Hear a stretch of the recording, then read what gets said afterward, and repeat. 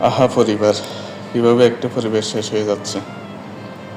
মা বাবার ভুল বোঝাবুঝির কারণে অবশ্য শিশুরা অতই না ভুক্তভোগী।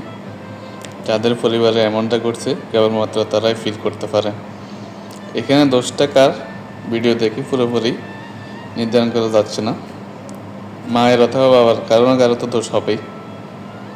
তবে দোষ যারই হোক, এই ভুল বোঝাবুঝিগুলা অভিভাবকরা নিজেরা আড়ালে প্রকাশ্যে না করে সম্মিলিতভাবে সমাধান করা উচিত।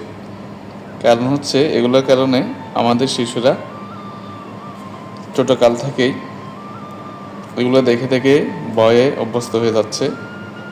নিজেদের সুন্দর জীবনটা ওরা উপভোগ করতে পারতেছে না।